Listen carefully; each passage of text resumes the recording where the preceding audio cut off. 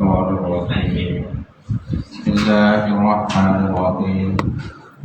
Alhamdulillahirabbil alamin. Arrahmanirrahim. Maliki yaumiddin. Iyyaka na'budu wa iyyaka nasta'in.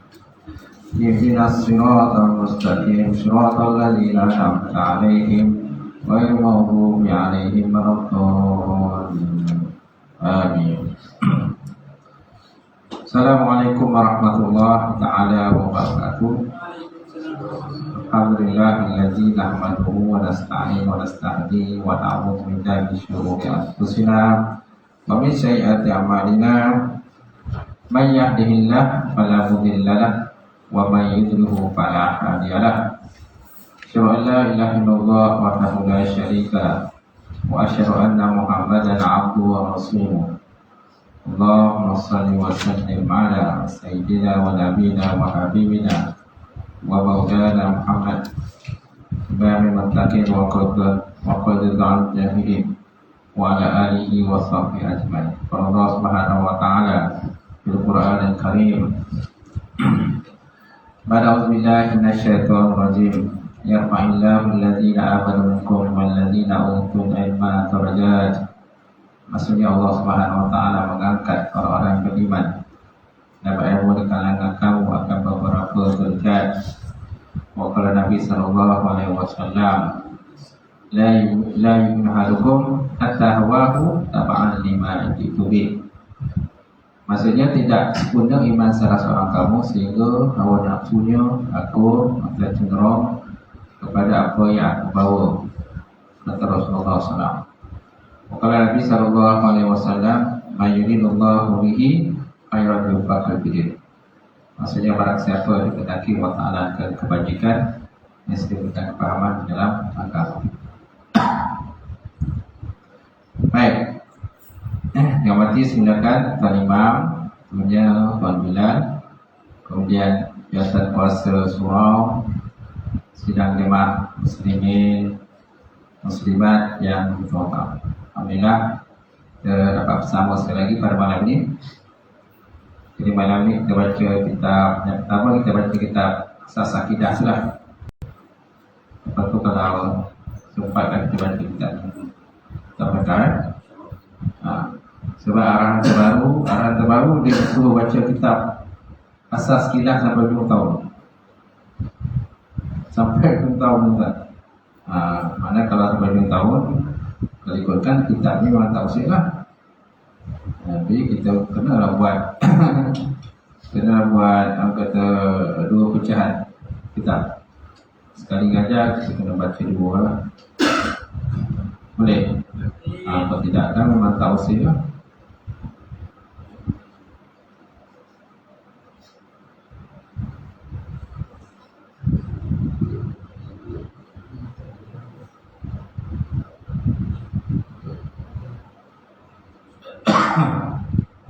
Saya hantar pada Cikgu Muhammad.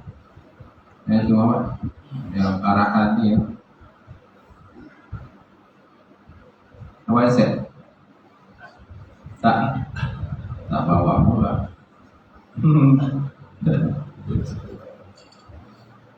Siapa yang ada?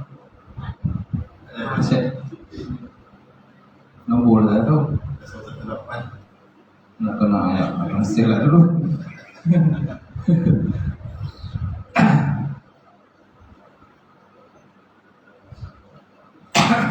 Tak apalah, saya sebagian saya tak baca kitab.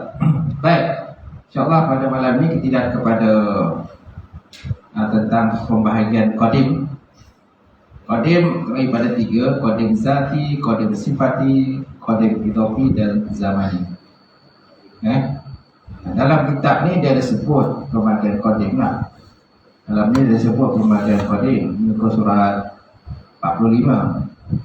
Tapi ringkas sajalah, ringkas, tidak ada huraian terperinci berkenaan dengan pembahagian qadim. Jadi saya terpaksa tengok kitab lain.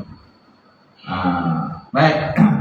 Jadi qadim terbagi pada 4 bahagi. Pertama qadim zati.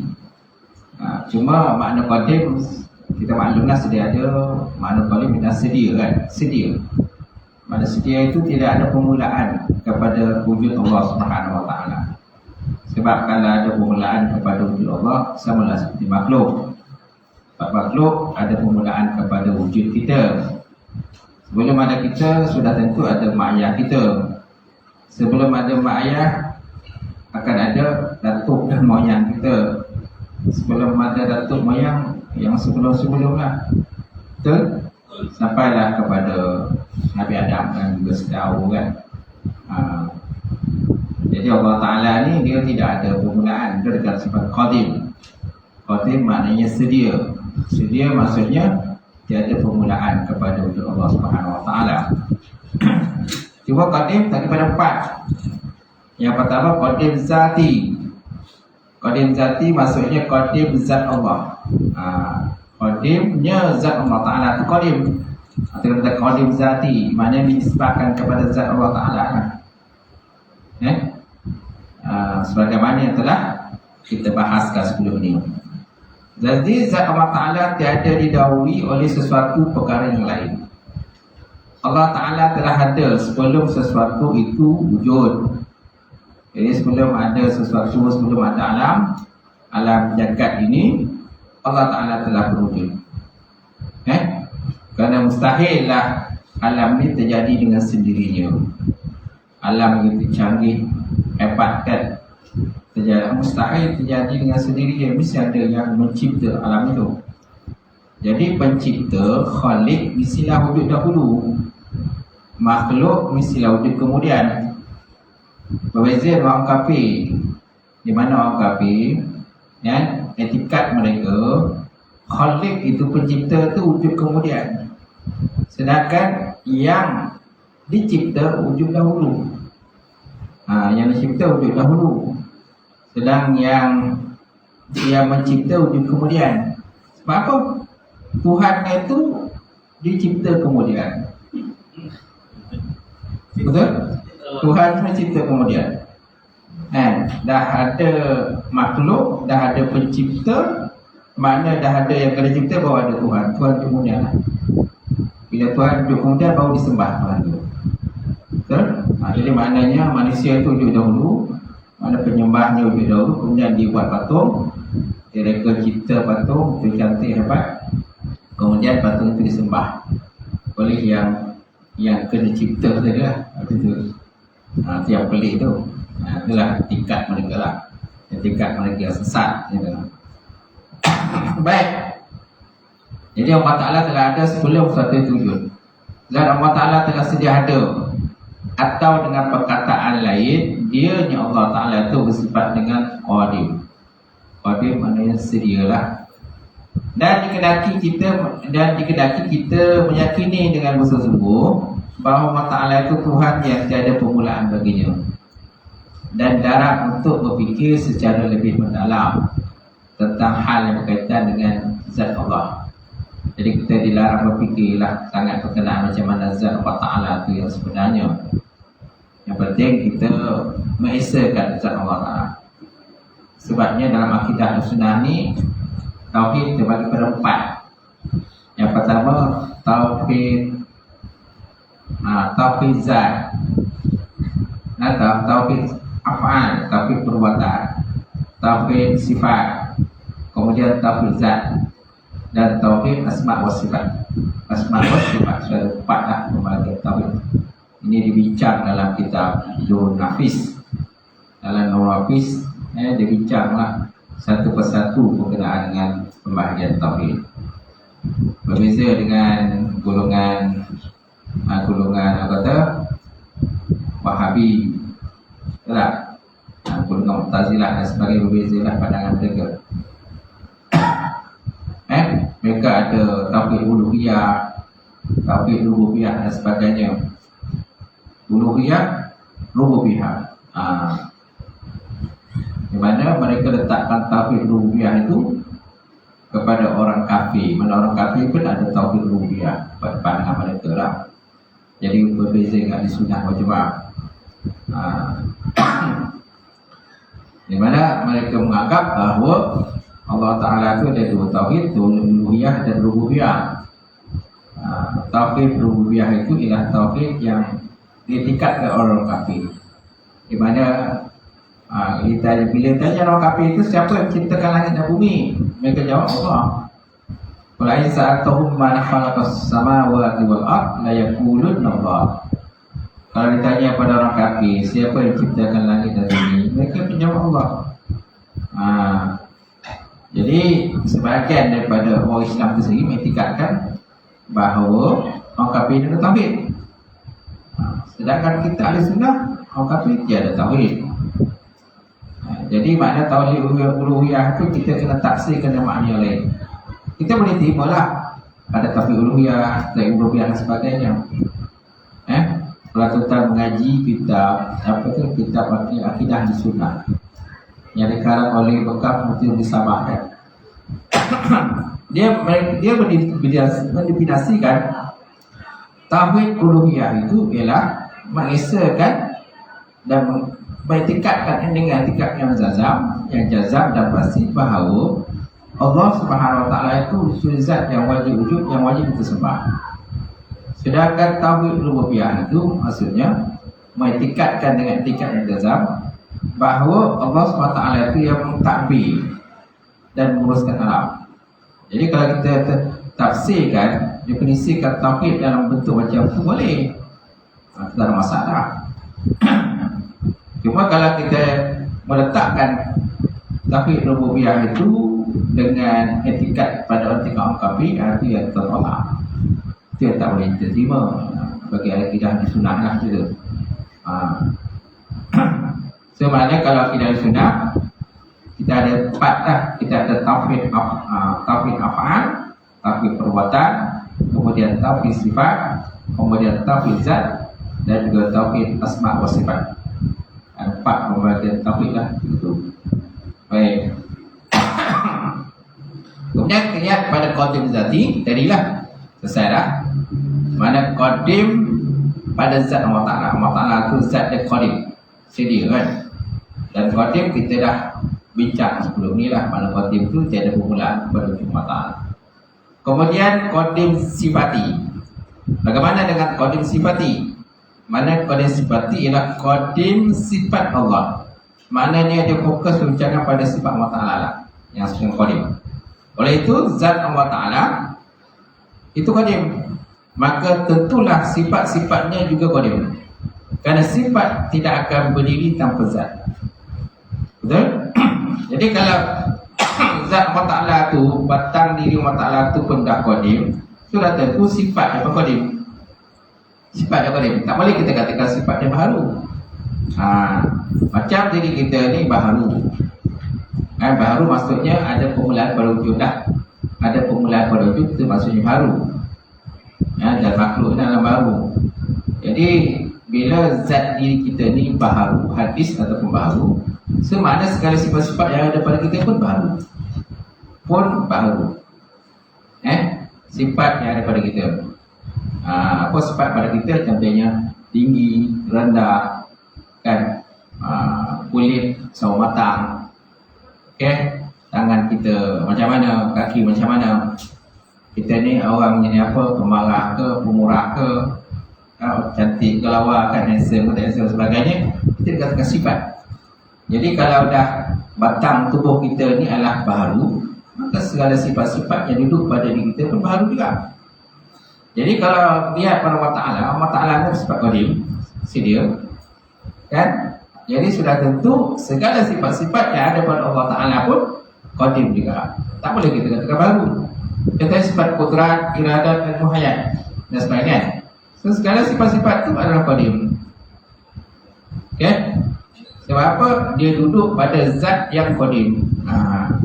Duduk pada diri Allah Ta'ala yang qadim. Baik.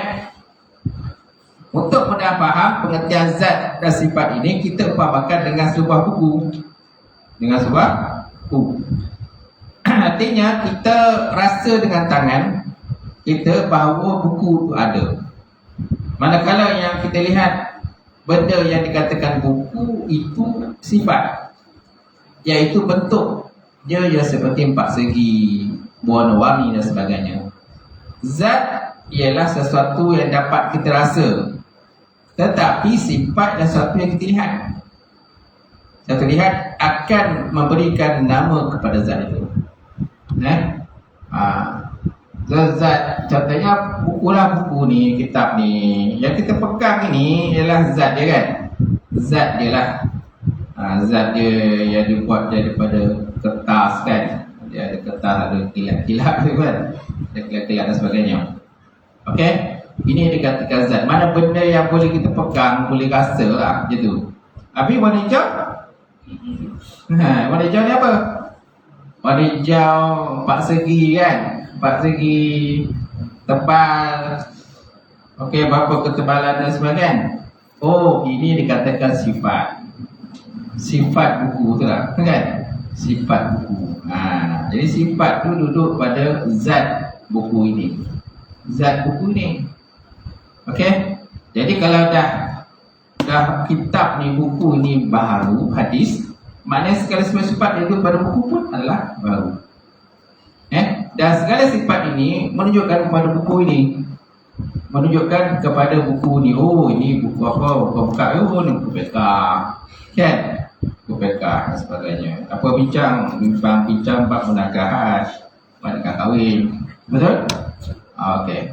Itulah ibarat yang paling mudah lah. Tak faham, saya tak tahu. Tak faham. Baik. Jadi zat ialah sesuatu yang dapat kita rasa. Zat tu kan zat besi apa tu kan. Zat dia diri dia. Kan? Diri batang tubuh dia lah. Zat sesuatu yang dapat kita rasa. Tetapi sifat adalah sesuatu yang kita lihat. Akan dapat memberikan nama kepada zat itu. Namun zat Allah Ta'ala dan sifat Allah Ta'ala tidak begitu. Jadi berbeza dengan zat Allah, sifat Allah Ta'ala. Dia tak sama macam buku tadi. Perumpamaan tadi untuk kita mudah faham je. Apa beza antara sifat dengan zat? Macam kan? Berbeza dengan zat Allah Ta'ala. Sifatnya adalah zatnya qadim dan sifatnya qadim.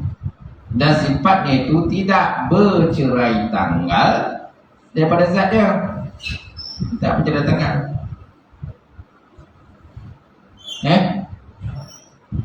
Dia tidak bercerai tanggal. Contohnya sifat ilmu, sifat mengetahui. Sifat mengetahui yang ada pada Allah Ta'ala, dia tidak didahului oleh tidak mengetahui. Mana sebelum Allah Ta'ala tahu tu, sebelum tu Allah Ta'ala tak tahu.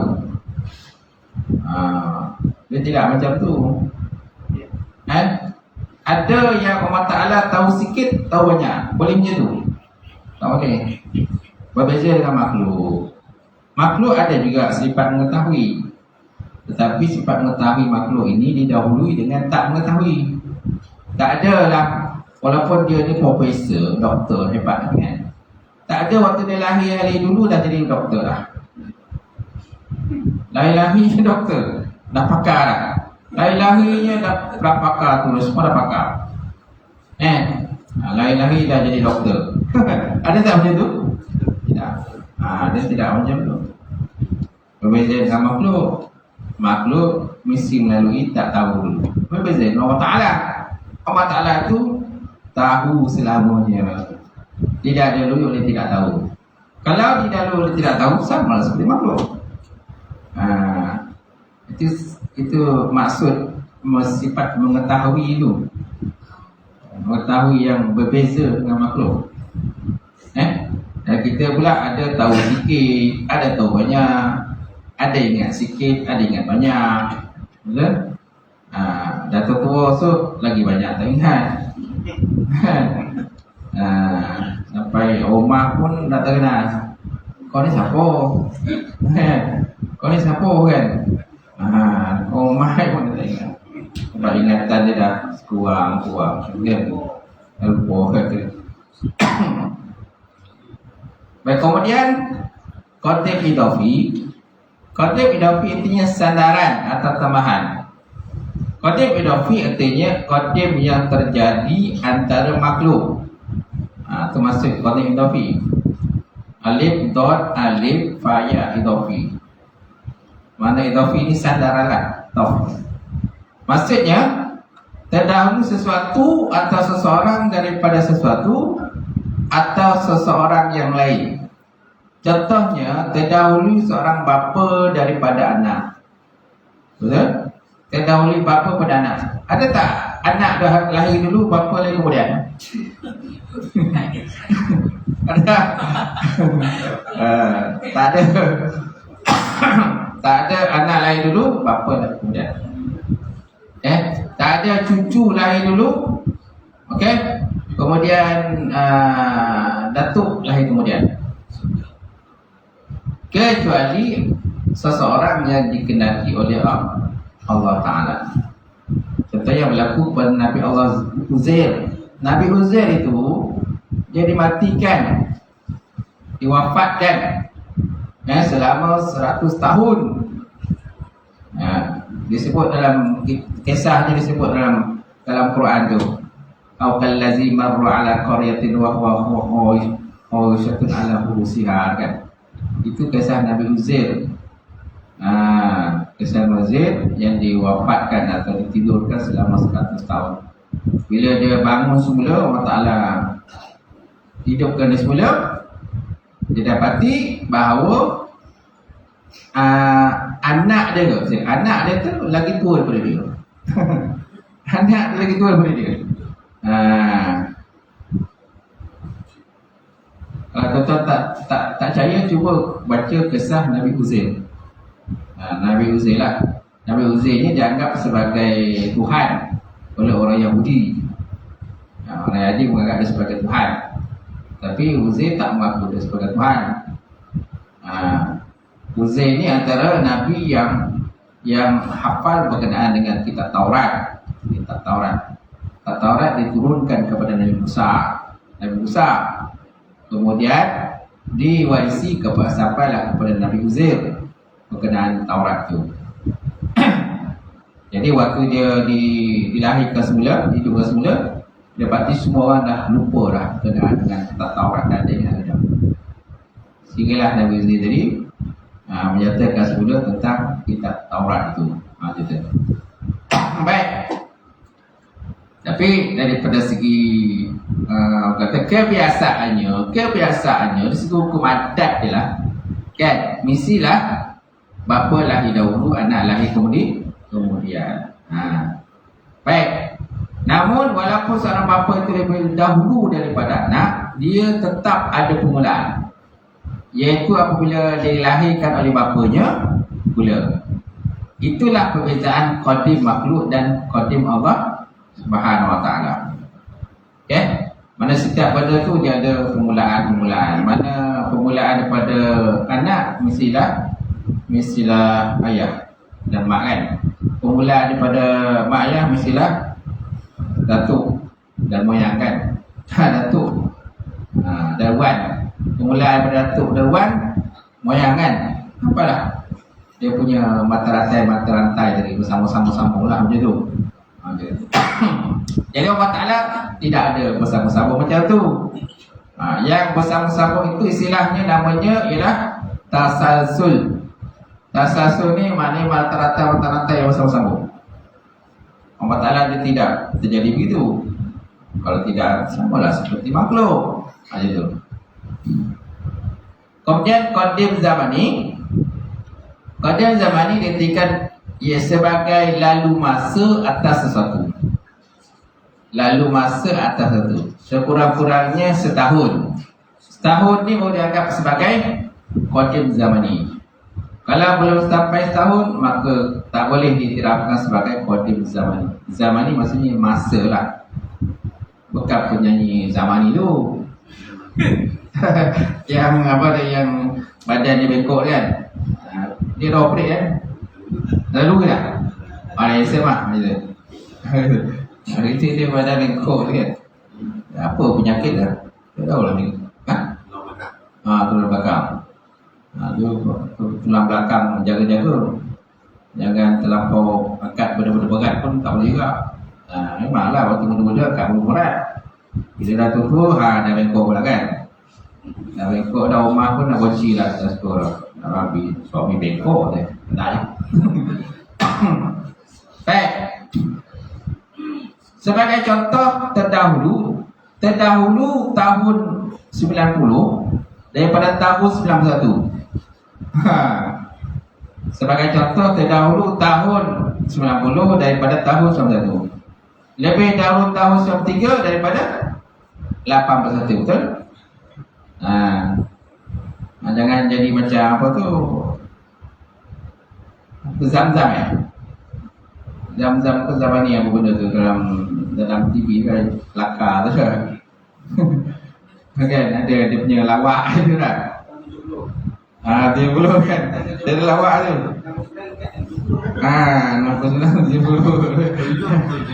69. Itu yang pusing-pusing. Powder. Ni situ yang pusing-pusing dah. Orang akan main ni je nak dengar apa dia cakap tu. Tapi cakap tu situ je pusing-pusing. Maksudnya dalam hal ini menunjukkan bahawa masa itu juga adalah makhluk. Ia ada permulaan dan akhir. Kemudian ia bermula dan berakhir. Begitulah sekarang. Betul? So, masa tu sentiasa ada permulaan dan akan ada perakhiran. Allah Ta'ala tidak boleh dikaitkan dengan masa. Kita makhluk ni mesti dikaitkan dengan masa. Kita lahir tahun bila? Masing-masing tahu, ingat kan lahir tahun bila lah. Mati tahu tak? Tahu lahir. Tahun bila kita mati? Tak ingat.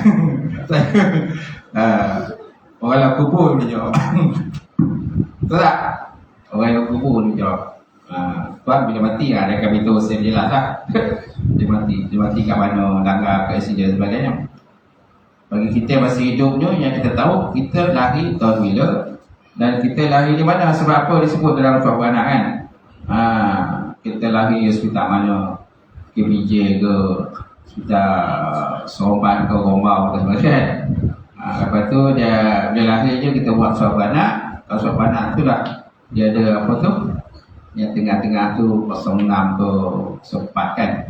So kita 905 kan. 05 kat tu tahu dah beza ni. Ada tu. Selagi kita tak mati, kita tak tahulah. Tak tahu bila kematian kita tu. Kalau tahu senang jawab kan. Baik, dari keempat-empat qadim tersebut, maka qadim zati dan sifati adalah qadim yang hakiki. Dan tak boleh disandarkan kepada makhluk. Qadim idafi dan qadim zamani ialah qadim yang berlaku pada makhluk. Nampak? Itu beza qadim zati dengan sifati, dengan idafi dengan zamani. Dan empat qadim kan. Okey, qadim zati, sifati kita sandarkan kepada Allah Ta'ala. Qadim idafi, zamani disandarkan pada makhluk. Disandarkan pada makhluk. Sebab kita ni ada tarikh lahir dan kita ada tarikh kematian, cuma tak tahu bila. Okey. Kemudian idafi pula, kita ni ada permulaan mak ayah kita, kan, nenek moyang kita dan sebagainya. Kita ada permulaan. Dan nanti kalau ditakdirkan kita ada anak pula bersama-sama kan, anak cucu dan sebagainya, cicit dan sebagainya. Itulah. Baik, habis. Itu pembincangan berkenaan qadim, manyan qadim. Wallahu a'lam. Kita ada sikit masa lagi untuk masuk kepada rekah. Terima kasih. Sampai mana tu? Zihar kan?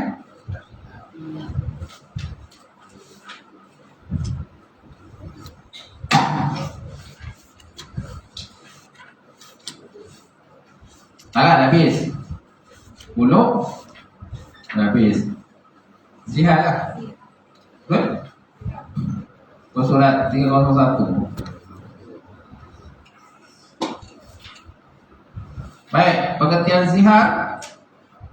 Zihar diambil dari perkataan az-zahru. Az-zahru. Kan? Daripada segi bahasa bermakna belakang. Zahru makna belakang lah. Al-batnu depan. Batnu depan. Zuhru belakang. Okay? kubur depan, dubur belakang. Itu perbezaan lah. Jangan letak dubur di depan tak. Kubur di belakang. Jadi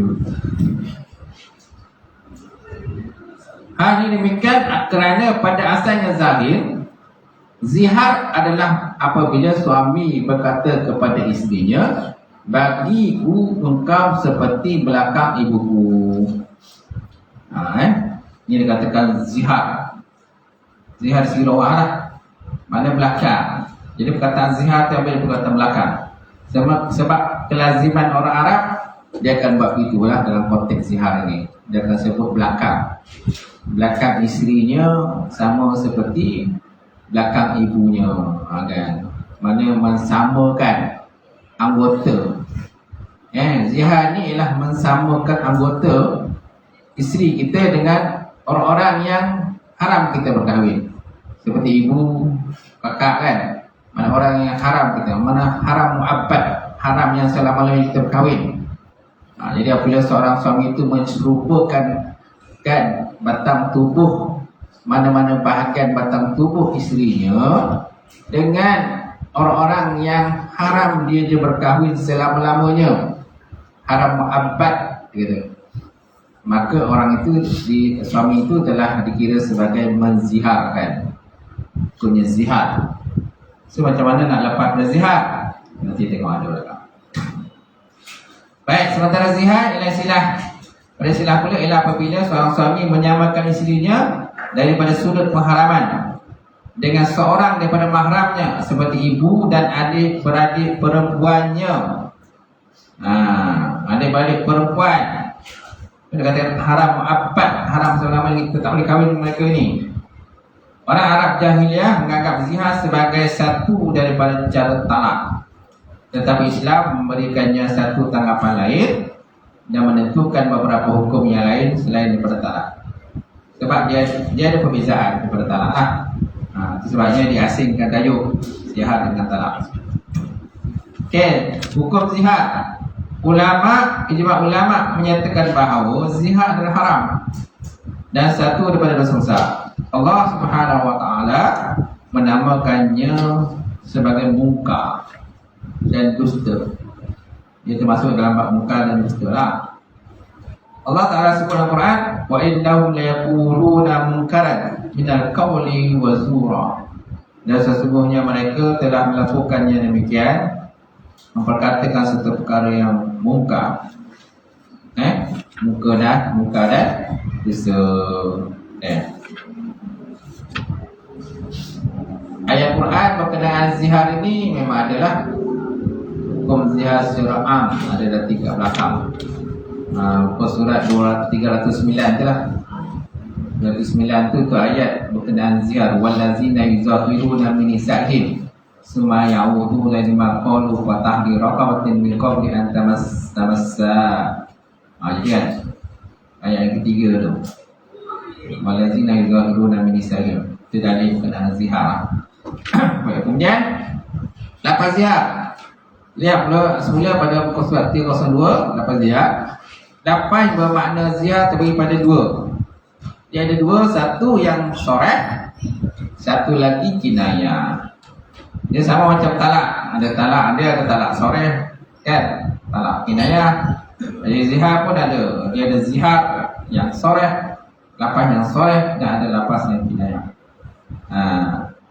Lapas zihar nyata atau soreh ialah lapas yang tidak membawa makna lain selain daripada zihar. Contohnya, suami berkata pada isterinya, bagiku engkau seperti belakang ibuku, atau padaku engkau seperti belakang ibuku. Ini antara ini contoh belakang lah. Tapi kalau depan, masuk dekat zihar.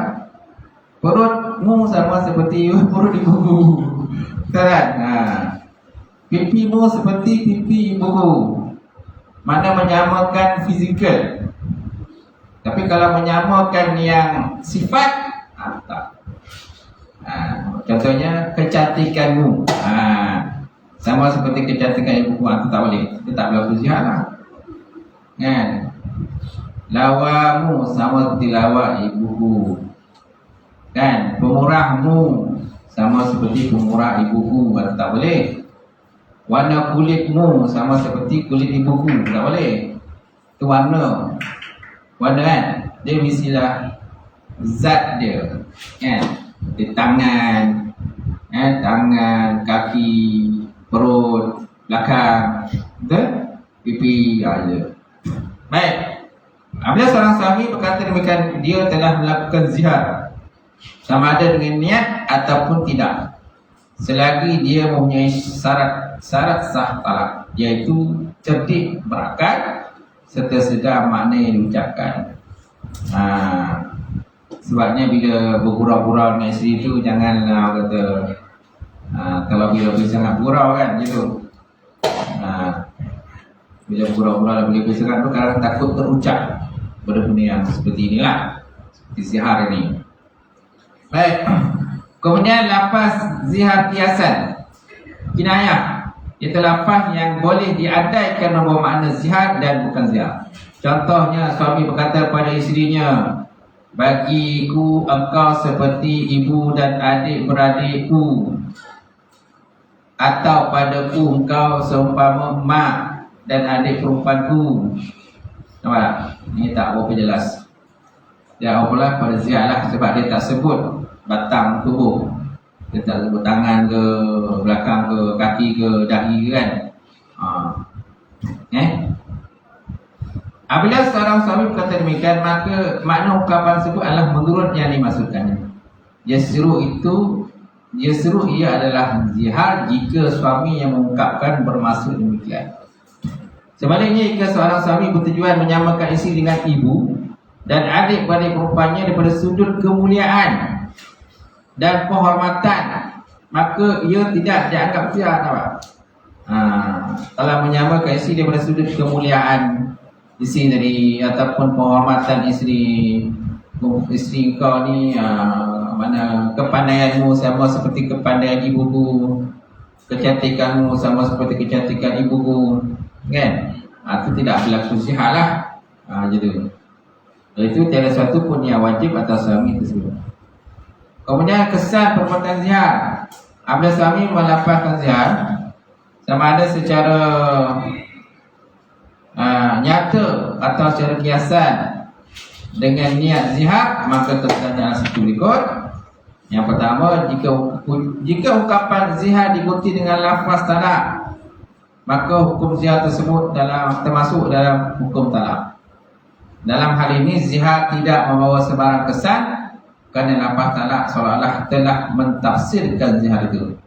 Oleh itu, hukum zihar terbatal, dan hukum talak sahaja yang diambil kira. Yang talak itu yang kita pakai lah, yang zihar itu tak pakai. Gitu. Ulang semula.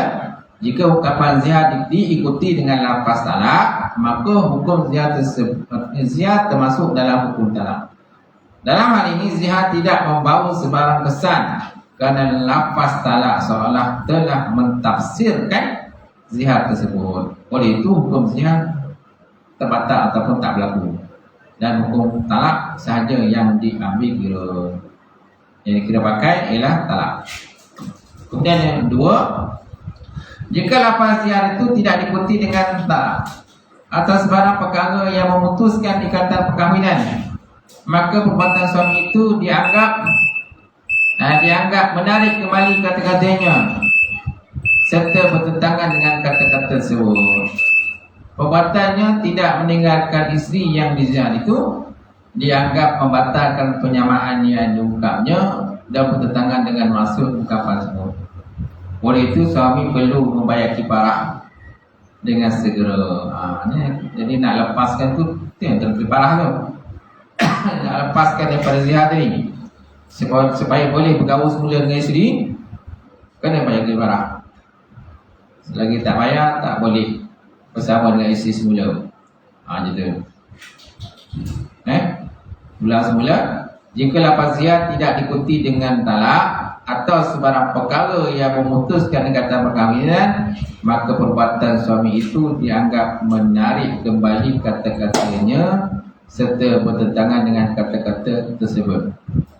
Perbuatannya tidak meninggalkan isteri yang dizihar itu dianggap, perbuatannya tidak meninggalkan isteri yang dizihar itu dianggap membatalkan penyamaan yang diungkapnya dan bertentangan dengan maksud ungkapan tersebut. Oleh itu suami perlu membayar kafarah dengan segera. Okey.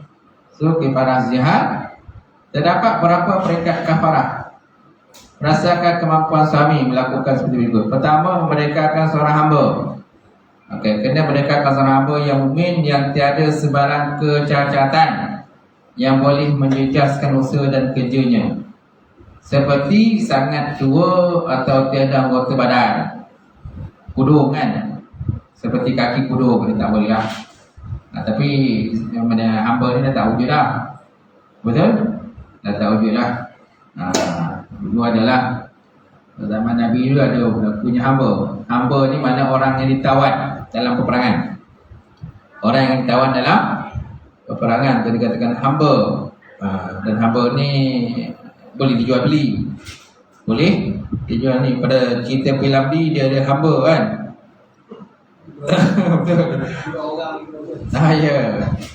Abdul Wahab, Abdul Wahid, Abdul Wahub. Kan? Kan ada kisah tu jual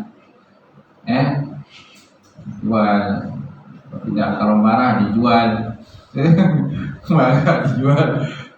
Tak boleh marah, kalau marah kena jual. Last dengan apa semua kena jual. Abang-abang kena jual, dengan pak mertua pun kena jual sekali. Macam tu. Baik. Kemudian nombor 2, jika tiada hamba sebagaimana pada hari ini atau suami tak mampu memerdekakannya, dia naklah berpuasa selama 2 bulan. 2 bulan Qamariah secara berturut-turut. Sanggup ke? Puasa 2 bulan berturut-turut. Sebulan pun dah hulu halal kan. Kalau sebulan pun dah sibuk nak bila nak kaya, bila nak kaya. Sibuk nak kaya bila. Bos sebulan. Kalau 2 bulan tahu ah. Kemudian nombor 3, jika suami tak mampu berpuasa atau dia tidak berdaya meneruskannya berturut-turut kerana penyakit tua atau tua, dia naklah memberi makanan kepada 60 orang miskin. Setiap orang sejumpa makanan asasi sesebuah negara. Carilah 60 orang. Dia ni yang paling mudah lah. Yang paling mudah. Sebab yang pertama mungkin tak sanggup, sebab hamba dah tak ada. Yang nombor 2 pun tak sanggup, 2 bulan berturut. Lalas pilihan yang ketiga, yang terakhir lah. Itu cara nak supaya dapat bergaul semula dengan isteri tadi.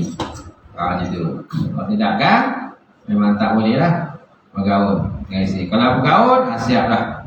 Akan ada lah kata azab Allah Ta'ala, balasan Allah Ta'ala lah gitu. Bukan Allah Ta'ala tak tahu, apa dia tahu. Kan, dia Tuhan sekalian alam, kita tahu. Jangan cuba nak sembunyi. Mungkin seorang boleh sembunyikan benda tu daripada hakim, dia boleh sembunyikan daripada mak ayah dia, dia mungkin boleh sembunyikan daripada kawan dia, kan? Tapi Allah Ta'ala boleh sembunyikan ke? Tak boleh. Tak boleh sembunyikan daripada Allah Ta'ala. Allah Ta'ala tetap tahu, kan? Jangan cuba-cuba nak melanggar. Kalau dah berlaku zihar, kan? Cara nak lepaskan, kenalah bayar kafarah. Boleh dapat bergaul semula dengan isteri. Jangan dia pandai-pandai, kafarah tak bayar lagi, tiba-tiba dah bersetubuh dengan isteri, kan? Itu siap nanti akan ada balasan daripada Allah Ta'ala. Bukan dia tahu dia Tuhan yang alam. Mungkin mak ayah tak tahu kan, mungkin kawan tak tahu. Baik. Kemudian kesal perbuatan zihar. Habis. Wallahu a'lam bissawab. Itulah, dapatlah 2 kitab. Ada soalan tak? Zihar ni dia mesti lepaskan. Lepas tak ada zihar. Itu pandang dunia gitu. Dia lepaskan. Dia mesti lepaskan lah. Mesti ucapkan. Kan? Gitu. Sebab kalau Tulis, setakat tulis dia sama macam yang itulah kinayah juga lah. Kalau tulis kan, dia mesti dilapaskan, suami mesti dengar lah, mesti dengar apa yang diucapkan oleh suami. Gitu. Kalau seandainya isteri tak dengar, mungkin isterinya pekak ke, betul lah. Ada juga kalau isteri pekak, apa bang? Kan? Bagus cakap benda lain. Okay? Tapi orang tak tahu tak? Orang tak tahu. Orang tak tak pekak, mungkin isteri pekak. Sebab janganlah kahwin dengan isteri pekak. Jadi tu bilang ni, jangan kahwin isteri pekak. Aku janganlah kahwin dengan isteri pekak. Dengan si Ajis. Okay? Tapi kalau nak jodohkan dengan sepekak, timalah jodoh. Kalau nak pula si pekak tu lawa pula cantik kan dia. Kena pegang kapak. Kapak dia kan? Organ sembilan. Aku dia punya persembilan. Itu. Pekak juga, parah tu pekak kan. Ya juga kalau pekak. Janganlah dijodohkan dengan si pekak. Bismillahirrahmanirrahim. Alhamdulillah wassalatu wassalamu ala asyrafil mursalin wa ala alihi wa sahbihi ajma'in. Allahumma zidna ilman nafi'a wa yaqinan shadiqan wa 'ilman mutaqabbala wa rizqan halalan barakatan katsiran wasi'an nabata ya 'alim. Nawalana qulubana bi nurin manfaataka wa qamana bil 'arifin. Allahumma faqina bi din, Allahumma faqina bi din. Allahumma ja'al hadza jam'an marhuman wa tafarruqana min ba'di tafarruqan ma'suma. Rabbana atina fid dunya hasanah wa fil akhirati hasanah wa qina adzabannar. Subhana rabbika rabbil izzati amma yasifun wa salamun alal mursalin. Alhamdulillahi rabbil alamin. Subhanallah.